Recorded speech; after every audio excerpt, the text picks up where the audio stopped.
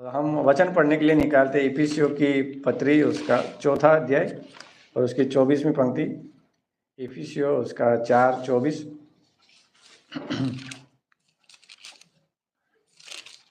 और यहाँ पे लिखा है इफिसियों 4:24 में कि और नए मनुष्यत्व को पहन लो जो परमेश्वर के अनुरूप सत्य की धार्मिकता और पवित्रता में सुरजा गया है। और साथ में एक और पंक्ति पढ़ते हैं, उत्पत्ति उसका पहला अध्याय और उसकी 26वीं पंक्ति। उत्पत्ति 1:26। और यहाँ पे लिखा है, फिर परमेश्वर ने कहा हम मनुष्य को अपने स्वरूप के अनुसार अपनी समानता में बनाए। तो अद्भुत परमेश्वर का वचन है। और आज हम जिस टॉपिक पे बात करेंगे वो है कि परमेश्वर में बदलाव संभव है। परमेश्वर में या तो मसीह में बदलाव संभव है। तो जैसा कि हम सोचते हैं कि परमेश्वर ने जो सृष्टि की रचना की और ये सृष्टि को परमेश्वर ने एक समय के अंदर रखा हुआ है और समय समय के अनुसार सारी चीज़ें बदलती जाती है। मौसम बदलता है और मनुष्य की आयु बढ़ती है, बदलती है ना। सब कुछ बदलता जाता है। पेड़ पौधे उगते हैं, मुरझाते हैं, फूल उगते हैं, मुरझाते हैं। तो सब कुछ जो है वो क्या है, एक समय के अंदर परमेश्वर ने रखा हुआ है और वो चीज़ें बदलती जाती है। लेकिन जो परमेश्वर जो है वो समय से ऊपर है, वो स्थिर है, वो कभी बदलता नहीं है और वो विश्वास योग्य परमेश्वर है। और वो ये सारी जो चीज़ है, जो सृष्टि की रचना जो परमेश्वर ने की है उसकी वो देखभाल करता है। और जो हम जो है एक मनुष्य जो है वो एक समय के दायरे के अंदर है और उनके जीवन में सारी चीज़ें बदलती रहती है। तो हमने जैसे यहाँ पढ़ा कि परमेश्वर ने अपने स्वरूप और समानता में मनुष्य को बनाया और जिसका नाम था आदम, और उसके साथ जो रहने वाली स्त्री थी उसका नाम था हवा। और इन दोनों को परमेश्वर ने बनाया और अपने स्वरूप और समानता में उसको बनाया। और वो क्या करते थे, एदन की वाटिका में परमेश्वर के साथ वो संगति करते थे, बातें करते थे और अद्भुत रीति से वो वहाँ पे वो कार्य करते थे। लेकिन हम देखते हैं कि जब परमेश्वर ने सब कुछ संपूर्ण बनाया था, सिद्ध बनाया और उसमें कोई प्रकार की त्रुटि नहीं थी, राइट। तो क्योंकि परमेश्वर ने भी वहाँ पे कहा है कि सब कुछ सुंदर है, अति सुंदर है ना, बहुत अच्छा है, क्योंकि परमेश्वर ने उस चीज़ की तारीफ की है। परमेश्वर ने सब कुछ श्रेष्ठ और अद्भुत बनाया। लेकिन जब हम आगे उस अध्याय को पढ़ते पढ़ते जाते हैं तो वहाँ पे हम देखते हैं कि आदम जो था वो जांचा गया, है ना, शैतान के द्वारा जांचा गया।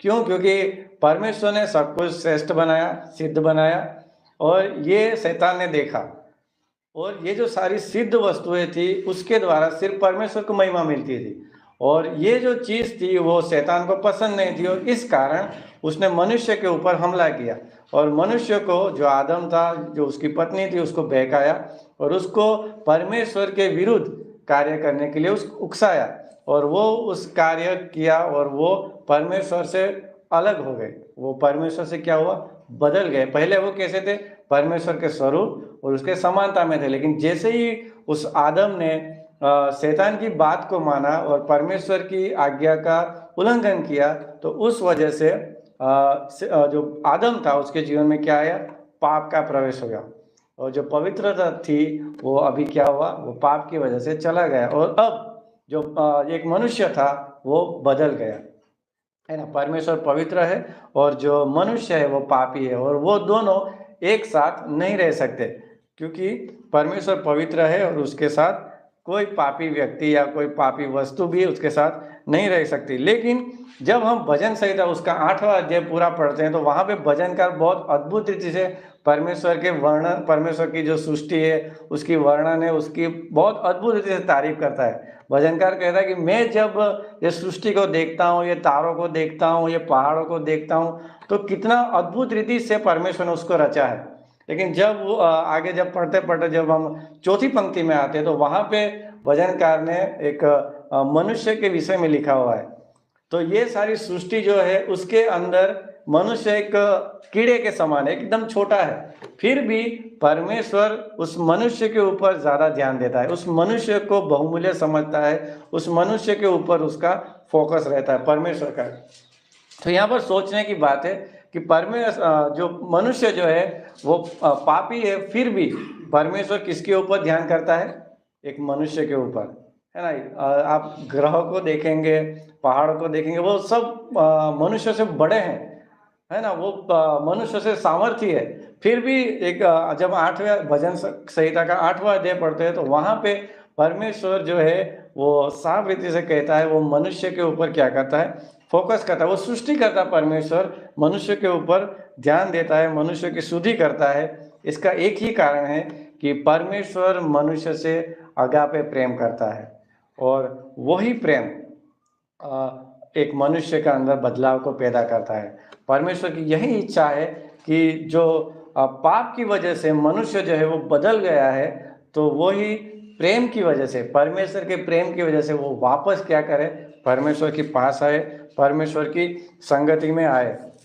तो इतना अद्भुत है कि परमेश्वर, जो मनुष्य जो है वो परमेश्वर के स्वभाव से आज पूरी तरह से विरुद्ध में जा रहा है, और फिर भी परमेश्वर उसकी चिंता करता है, उससे प्रेम करता है, क्योंकि उसने हम सबको अपने हाथों से बनाया है ना। वो हमें अनंत की जो नर्क है, जो पापों में एक मनुष्य मर जाएगा तो वो अनंत काल तक कहाँ रहेगा? नर्क में रहेगा। और नर्क जो है बहुत भयंकर जगह है, वो परमेश्वर जानता है, और इसलिए परमेश्वर जो है नहीं चाहता है कि एक मनुष्य उस नर्क की आग में जाए, और इसलिए परमेश्वर उस मनुष्य को बचाना चाहता है, और वो एक मनुष्य को बदलना चाहता है, ताकि वो क्या करे? अनंत काल के लिए परमेश्वर के साथ रहे। तो वो परमेश्वर की इच्छा है कि मनुष्य को अनंत के विनाश से बचाना चाहता है। उसके लिए हम एक पंक्ति पढ़ेंगे, दूसरा पत्रस उसका 3रा अध्याय और उसकी 9वीं पंक्ति। दूसरा पत्रस उसका 3रा अध्याय और 9वीं पंक्ति।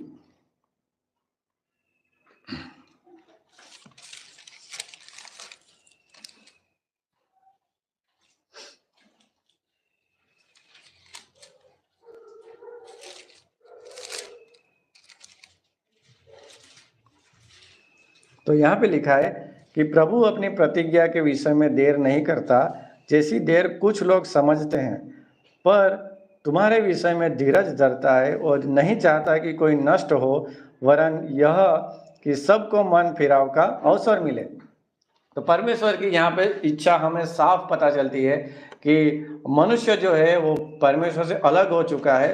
तो परमेश्वर की यही इच्छा है कि जो मनुष्य है वो मन फिराव करे, उसके मन का बदलाव हो, वो पश्चाताप करे, वो पाप से फिरे और वापस वो परमेश्वर की संगति में आ जाए। और इसलिए परमेश्वर क्या करता है?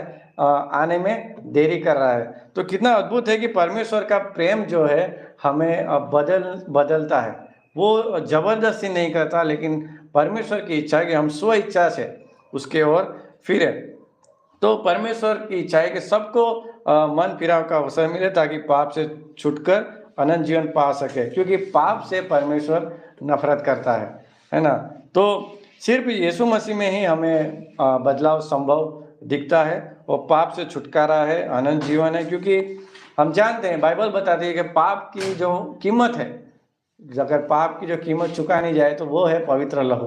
और हम जानते हैं कि बाइबल के अनुसार कि इस सृष्टि में, इस मनुष्य जाति में ऐसा कोई मनुष्य नहीं है कि जिसका लहू पवित्र हो, जो एक पाप की कीमत भर सके। इसलिए प्रभु यीशु मसीह उस स्वर्गीय महिमा को छोड़कर इस धरती पे आया, और उसने कुंवारी से जन्म लिया, और उसने पवित्र जीवन जिया, और वो हम सब के पाप, सृष्टि के जितने भी मनुष्य हैं उन सब के पाप को अपने ऊपर लेकर वो क्रूस पे मारा गया, उसको कब्र में रखा गया, वो तीसरे दिन जी उठा, और जो कोई उस पर विश्वास करता है वो अनंत जीवन पाता है, उसको पापों की क्षमा मिलती है। और जब उससे पहले यूहन्ना 10:10 में भी प्रभु यीशु मसीह ने कहा है कि मैं आया ताकि जीवन पाए और बहुतायत का जीवन पाए। और साथ में यीशु मसीह ने यह भी कहा है कि पुनरुत्थान और जीवन मैं हूँ। प्रभु यीशु मसीह में जीवन है। पाप जो है वो मृत्यु लेके आती है, लेकिन प्रभु यीशु मसीह जो है अनंत का जीवन लेके आता है। परमेश्वर की यही इच्छा है कि मनुष्य प्रभु यीशु मसीह पर विश्वास करे, वो बदले, और वो जो पाप की मृत्यु की राह पे जा रहा है वो राह बदल के वो कहाँ पे आए? परमेश्वर के पास आए ताकि वो अनंत जीवन पा सके। तो बाइबल से कुछ घटनाएं हम देखते हैं जिसके द्वारा हम समझ सकते हैं कि एक मनुष्य को किन किन चीज़ों में बदलने की ज़रूरत है। तो पहली जो चीज़ है जो बदलने की, वो जो एक मनुष्य को बदलने की ज़रूरत है, वो है अपनी आत्मिक स्थिति को बदलना बहुत ज़रूरी है। और वो सिर्फ प्रभु यीशु मसीह में ही हम बदल सकते हैं। तो उसके लिए हम पंक्ति पढ़ेंगे यूहन्ना उसका 3रा अध्याय और 1 से 3 पंक्ति पढ़ेंगे। यहाँ अद्भुत घटना है, यूहन्ना 3:1 से 3। यहाँ पे लिखा है, फरीसियों में निकोदेमुस नाम का एक मनुष्य था जो यहूदियों का सरदार था। उसने रात को यीशु के पास आकर उससे कहा, हे रब्बी, हम जानते हैं कि तू परमेश्वर की ओर से गुरु होकर आया है, क्योंकि कोई इन चिन्हों को जो तू दिखाता है यदि परमेश्वर उसके साथ न हो तो नहीं दिखा सकता। यीशु ने उसको उत्तर दिया, मैं तुझसे सच सच कहता हूँ, यदि कोई नए सिरे से न जन्मे तो परमेश्वर का राज्य देख नहीं सकता। तो नए सिरे से जन्म लेना बहुत आवश्यक है, राइट? क्यों? क्योंकि जब भी एक बच्चा पैदा होता है या जन्म लेता है तो वो एक आदम के वंश से, मतलब कि आदम के जो वंश है उसमें से पैदा होता है। यानी कि आदम का जो पापी स्वभाव है वो हर एक मनुष्य में दिखता है। तो प्रभु यीशु मसीह का कहने का यहाँ पर ये अर्थ है कि एक व्यक्ति को जो सही और गलत का चुनाव कर सकता है, जो सही और गलत का समझ होता है जिसके पास, वो क्या करे? अपने मन का फिराव करे, है ना? वो नए सिरे से जन्म ले। तो नए सिरे से जन्म लेना यानी कि क्यों एक व्यक्ति को नए सिरे से जन्म लेना आवश्यक है, क्यों एक व्यक्ति को अपनी आत्मिक स्थिति को बदलने की ज़रूरत है? तो उसके लिए हम एक पंक्ति पढ़ेंगे, रोमियो उसका 5वां अध्याय और 19वीं पंक्ति पढ़ेंगे कि क्यों प्रभु यीशु मसीह ने यहाँ पे ये वाक्य कहा कि नए सिरे से जन्म लेना चाहिए। तो रोमियो उसका 5वां अध्याय और 19वीं पंक्ति, और यहाँ पे लिखा है, क्योंकि जैसा एक मनुष्य की आज्ञा न मानने से बहुत लोग पापी ठहरे, वैसे ही एक मनुष्य की आज्ञा मानने से बहुत लोग धर्मी ठहरेंगे। आदम ने परमेश्वर की आज्ञा का उल्लंघन किया और उसके द्वारा पाप उसमें प्रवेश किया, और उसमें से जो भी वंश निकला, आज जो भी मनुष्य है वो सारे लोग कैसे हैं? पापी है। तो उसके बाद हम देखते हैं कि जो आदम का बीज है वो पूरी मानव जाति में पापी बीज है, और ये मानव जाति को बदलाव की ज़रूरत है, पापों की क्षमा की ज़रूरत है, और ये सिर्फ और सिर्फ प्रभु यीशु मसीह में ही हमें मिल सकता है। ये बदलाव जो है वो प्रभु यीशु मसीह में ही हम पा सकते हैं। तो जब एक मनुष्य सुसमाचार को विश्वास करता है, तो यीशु मसीह को स्वीकार करता है, तब उसका नया जन्म होता है। जैसे हमने रोमियो 5:19 में पढ़ा कि वैसे ही एक मनुष्य के आज्ञा मानने से बहुत लोग धर्मी ठहरेंगे। प्रभु यीशु मसीह को इस धरती पे भेजा गया, उसने कंवारी स्त्री से जन्म लिया जिसमें किसी पुरुष का हाथ नहीं है, वो अलौकिक तरीके से वो जन्म लिया और वो पवित्र जीवन जिया, है ना? और इसलिए वो क्या है? एक पवित्र है। प्रभु यीशु मसीह मनुष्य है लेकिन वो क्या है? पवित्र है, क्योंकि उसमें कोई भी पुरुष का हाथ नहीं है, वो अलौकिक तरीके से वो जन्मा है और इसलिए वो पवित्र है। और उसने उस क्रूस पे हमारे पापों की कीमत चुकाई, और जो भी उस पर विश्वास करता है तो जो प्रभु यीशु मसीह का जो धार्मिकता है वो उसके ऊपर रख दी जाती है। जो विश्वास करता है उस व्यक्ति के ऊपर उस धार्मिकता को रख दिया जाता है, उसके पाप क्षमा किए जाते हैं। ये प्रभु यीशु मसीह में ही संभव है, प्रभु यीशु मसीह में ही बदलाव है। और अब परमेश्वर के मनुष्यत्व को, धार्मिकता को पहन लेते हैं, जैसा हमने इफिसियों 4:24 में पहले पढ़ा कि क्या क्या? परमेश्वर के मनुष्यत्व को और धार्मिकता को पहन लो, है ना? ये सिर्फ विश्वासियों के लिए नहीं है, ये पूरी मानव जाति को परमेश्वर की आज्ञा है कि परमेश्वर का मनुष्यत्व या धार्मिकता पहन लो। किसके द्वारा? प्रभु यीशु मसीह के द्वारा। प्रभु यीशु मसीह पर विश्वास करेंगे तो उसकी जो धार्मिकता है वो उस व्यक्ति के ऊपर, जो विश्वास करेगा उसके ऊपर डाल दी जाएगी। उसके पाप हमेशा के लिए क्षमा किए जाएंगे और वो अनंत काल के लिए स्वर्ग में रहेगा।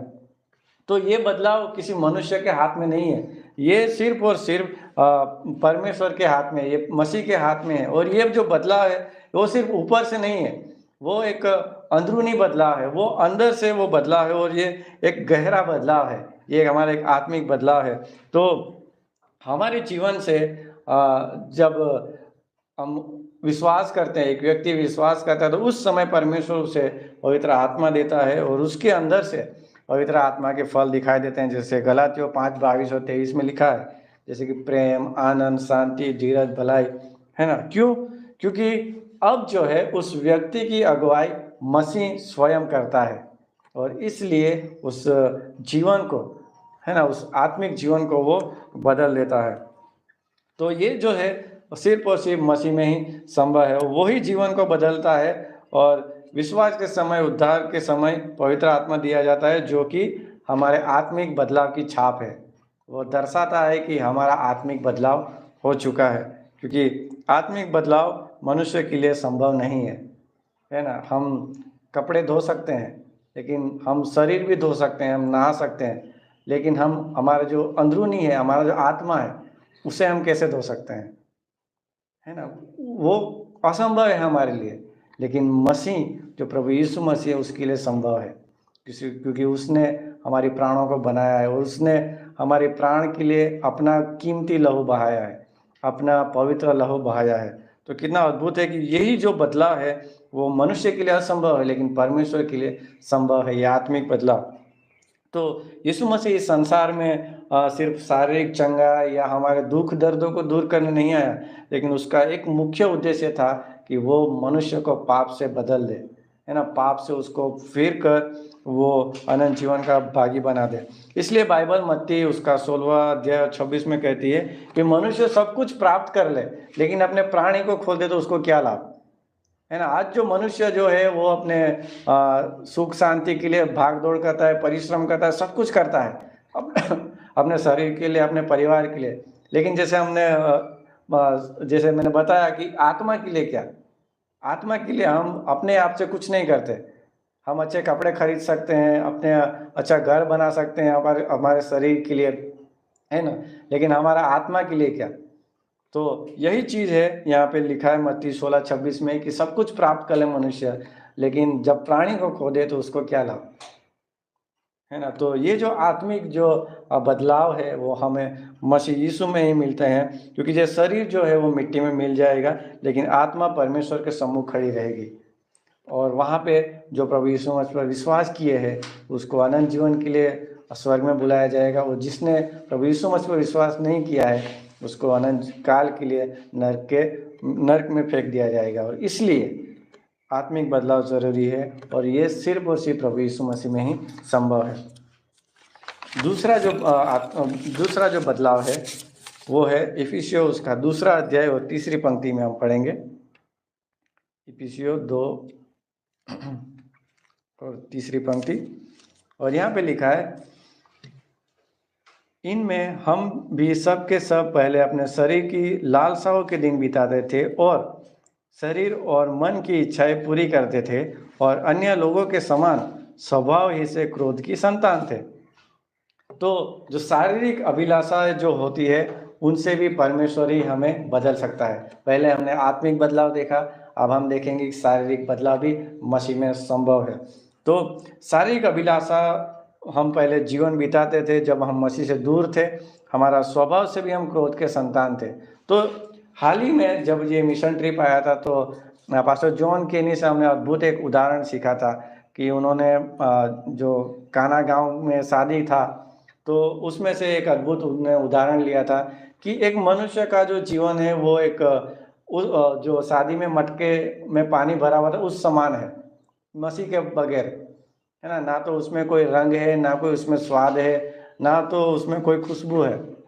लेकिन वहाँ पे जब हम पढ़ते हैं तो प्रभु यीशु मसीह ने उस पानी को दाखरस में बदल दिया, और जब वो दाखरस वो भोज के सरदार को दिया गया तो वो आश्चर्यचकित हो गया कि इतना अच्छा, इतना श्रेष्ठ ये दाखरस अभी तक कहाँ था, है ना। सेम उसी तरह से हम जानते हैं कि हमारा जो जीवन था वो परमेश्वर के बगैर बिना स्वाद का था, बिना कलर का था, बिना सुगंध का था। लेकिन जब हम मसीह से मिलते हैं, जब मसीह पर विश्वास करते हैं तो हमारे जीवन में वो रंग आता है, हमारे जीवन में वो सुगंध आती है, हमारे जीवन में जो वो स्वाद आता है। और जब लोग हमारे जीवन को देखते हैं तब वो तारीफ़ करते हैं कि ये व्यक्ति कुछ अलग है ना? जैसे वो भोज के सरदार ने देखा कि ये दाखरस एकदम अद्भुत है, ये इसका स्वाद एकदम अलग है।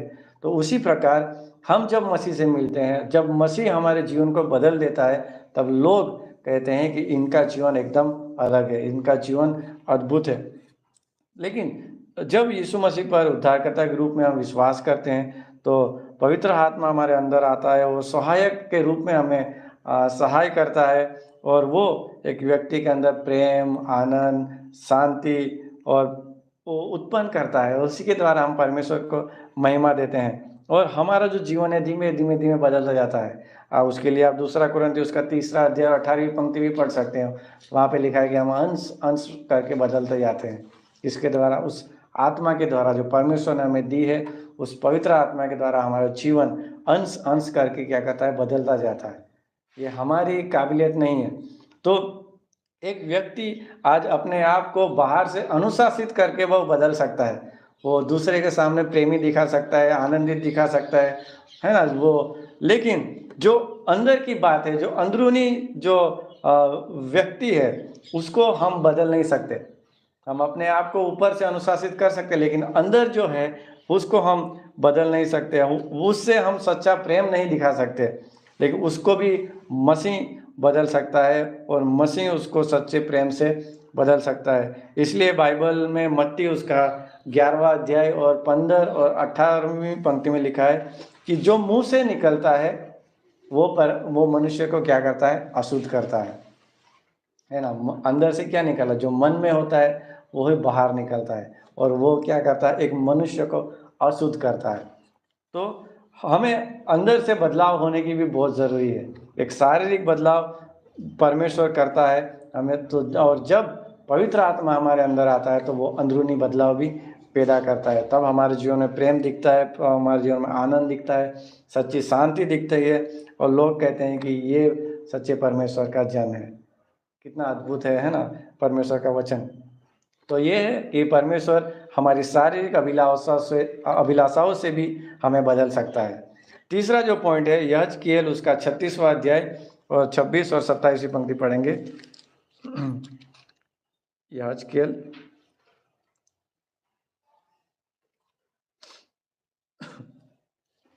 उसका 36वां अध्याय और 26 और 27वीं पंक्ति।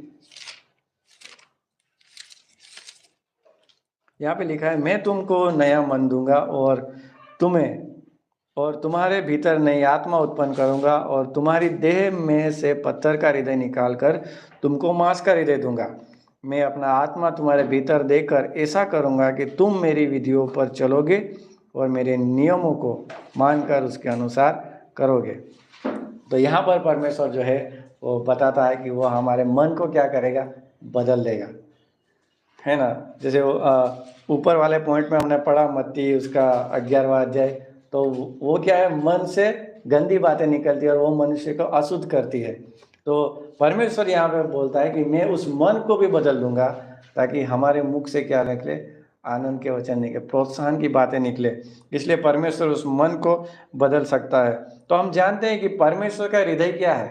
परमेश्वर का हृदय जो है वो मिशन है, यानी कि जो खोए हुए प्राण के प्रति उसका प्रेम है और प्राणों को बचाया जाए, ये परमेश्वर का हृदय है। और जब वो परमेश्वर हमारे मन को बदल देगा तब हम परमेश्वर को, हृदय को हम जान पाएंगे। कठोर मन नहीं जान पाएगा। पत्थर में पानी रहने से कोई फायदा नहीं है ना? मतलब उसके अंदर वो जाता नहीं है, लेकिन जब आप जमीन पे डालते हो तो वो सोख लेता है। तो वैसे ही जब परमेश्वर हमारे हृदय को वो बदल देता है तो परमेश्वर का जो बातें हैं, परमेश्वर का स्वभाव है, उसको हम अपने अंदर समा लेते हैं और हम जानते हैं कि परमेश्वर का जो हृदय है, परमेश्वर का उद्देश्य है वो क्या है। और इस वजह से हम क्या करेंगे, हम सुसमाचार का प्रचार करेंगे, हम परमेश्वर की महिमा करेंगे, हम परमेश्वर के स्वभाव को, परमेश्वर के प्रेम को प्रकट करेंगे और खोए हुए प्राणों से प्रेम करेंगे। हम अपने आप से नहीं करेंगे। हाँ, कर सकते हैं अपने आप से, लेकिन उसमें परमेश्वर का प्रेम नहीं होगा। है ना? हम कह सकते हैं कि भाई सुसमाचार ये है, एक्सेप्ट करना तो करो, नहीं तो नहीं करो। ये एक हम जब खुद से करते तो हो सकता है, लेकिन जब हम परमेश्वर के स्वभाव से, परमेश्वर के हृदय से हम जब वो बातें करते हैं, तो वो वहाँ पे कार्य करती है, क्योंकि वो डायरेक्टली परमेश्वर के पास से वो आने वाली बातें हैं। तो हम खुद के सामर्थ्य से नहीं ये नहीं कर सकते, हमें परमेश्वर, हमें मसीह की ज़रूरत है, और मसीह ही हमें इसको बदलने में सहायता कर सकता है, क्योंकि यीशु मसीह में ही ये बदलाव संभव है। हमारे मन को बदलना भी यीशु मसीह के हाथ में संभव है। चौथा पॉइंट उसका रोमियो उसका 7वां अध्याय और 24वीं पंक्ति, रोमियो 7:24। तो यहाँ पे पौलुस का या लेखन या लिखता है पौलुस कि मैं कैसा अभागा मनुष्य हूँ, मुझे इस मृत्यु की देह से कौन छुड़ाएगा। राइट, एक मनुष्य के लिए भी ये एक सवाल है, एक मानो एक पहेली है, क्योंकि मृत्यु जो है वो एक मनुष्य के अंदर डर को पैदा करता है। आज किसी को भी पूछ लो आप कि आप मरना पसंद करोगे, तो सब लोग ना बोलेंगे, सब लोग डरते हैं, है ना? क्यों? सब लोग जीना चाहते हैं। ये मृत्यु का डर बहुत भयंकर है, ये खराब है, और ये परमेश्वर जानता है। और यही सवाल पौलुस भी यहाँ पे लिखता है कि मुझे इस मृत्यु के देह से कौन छुड़ाएगा। राइट, कोई मनुष्य के पास उत्तर है? कोई मनुष्य ऐसा कह सकता है कि चल मैं तुझे अनंत जीवन दे दूंगा या तुझे मरने नहीं दूंगा? कोई नहीं है। लेकिन प्रभु यीशु मसीह हमें वायदा करता है कि वो मृत्यु से भी हमें छुड़ाएगा। तो ये मनुष्य का जो जीवन की बात करते हैं, तो ये आत्मिक बदलाव, ये शारीरिक बदलाव, ये एक मुख्य ज़रूरतें हैं, और ये सारी चीज़ें सिर्फ और सिर्फ मसीह में ही संभव है। तो अंतिम बदलाव जो वही है कि हमें मृत्यु से कौन बदलेगा, कौन घुमा के लेके आएगा। तो शारीरिक मृत्यु जो है वो सभी मनुष्य के लिए संभव है, वो सत्य है, वो पाप का परिणाम है, और वो हर एक व्यक्ति जो आज पैदा होता है इस संसार में, उसके लिए वो निहित किया हुआ है, वो होने ही वाला है। परंतु इस बात को भी यीशु मसीह ने बदल दिया है ना? यीशु मसीह ने हम जानते हैं कि प्रभु यीशु मसीह क्रूस पे मारा गया, गाड़ा गया, और तीसरे दिन वो जी उठा। उसने मृत्यु को जीत के दिखाया, उसने मृत्यु को अपने वश में कर लिया, है ना? मृत्यु का भी डर उसने खत्म कर दिया। और इसलिए एक पंक्ति पढ़ेंगे, यूहन्ना उसका 5वां अध्याय और 24वीं पंक्ति, यूहन्ना 5:24। यहाँ पे अद्भुत प्रभु यीशु मसीह कहते हैं कि मैं तुमसे सच सच कहता हूँ, जो मेरा वचन सुनकर मेरे भेजने वाले पर विश्वास करता है, अनंत जीवन उसका है, और उस पर दंड की आज्ञा नहीं होती, परंतु वह मृत्यु से पार होकर जीवन में प्रवेश कर चुका है। ये परमेश्वर का वायदा है, और परमेश्वर कभी झूठ नहीं बोलता। ये सत्य है कि परमेश्वर हमें मृत्यु से छुड़ाकर उसने अनंत जीवन में हमें प्रवेश ऑलरेडी हम कर चुके हैं। आत्मिक रूप से हम स्वर्गीय स्थानों में बिठाए गए हैं, है ना? कितना अद्भुत है ये! किसके द्वारा संभव हुआ है? प्रभु यीशु मसीह के द्वारा। ये किसी मनुष्य ने नहीं किया, ये परमेश्वर प्रभु यीशु मसीह के द्वारा संभव है कि उसने उस मृत्यु को भी जीत लिया है और उसने अनंत जीवन दे दिया। तो जो यीशु मसीह पर विश्वास करता है वो मृत्यु से पार होकर जीवन पा चुका है। तो यीशु मसीह ने यह क्रिया में भी करके दिखाया है हमें।